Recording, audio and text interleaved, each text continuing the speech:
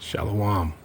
All praises to the Most High Yahweh Bahashem, Yahweh Shai Bahashem Rakachodash. Double honors to the elders of GMS, and also to the also to the Akim pushing this truth throughout the four corners of the world, and to the speckled birds of the Israelite foreigners who are amongst the people in the four corners of the world, but are actually of the seed line of Jacob. I say to you, Shalom. And it will be, again, the new Sabbat coming in shortly, here on the West Coast at least. If you're down south or in the East Coast, you're already in your Sabbat, your second Sabbat. You know, I know we just ended our Sabbat, our Friday evening.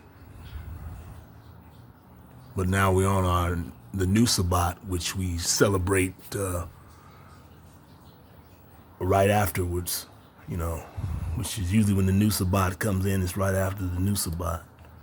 I mean, the old Sabbat that previously that we were recognizing. It's the way it works. We recognize both of them. And then next week, it's just from sundown Saturday to sundown Sunday, like normal. But at any rate, just want to emphasize Psalm 73, verse 5. They are not in trouble like other men. If you look at Matt Gaetz, who is in politics, and he's accused of sexual crimes. And then we got P. Diddy accused of sexual crimes, both high-profile men, powerful men. One is a so-called white man, which is Edomite, and the other one is a so-called Hebrew, which is a black man, which is an Israelite. Now, this is all non-white people. P. Diddy represents the Israelites and all non-white people. You know, the weight of justice falls upon their shoulders heavier than Matt Gaetz. Now, let's look at Bill Cosby. Bill Cosby got put in jail for hearsay. Basically, you just don't hearsay. No real concrete evidence, and he gets thrown in jail.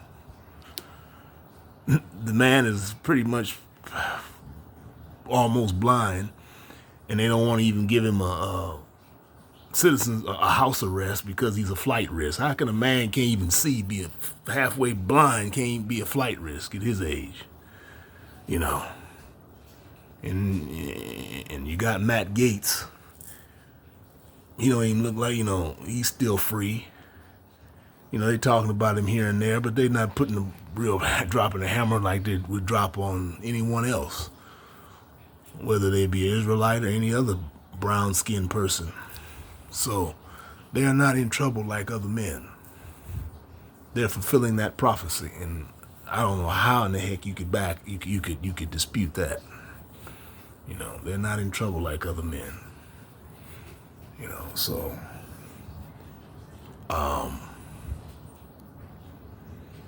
but you know, the curses are now falling upon them.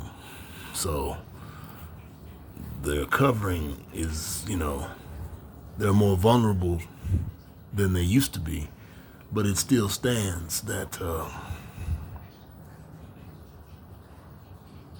that they still, you know, they don't go through with other. They're not judged by the same criteria. They're not judged by the same standards. You know,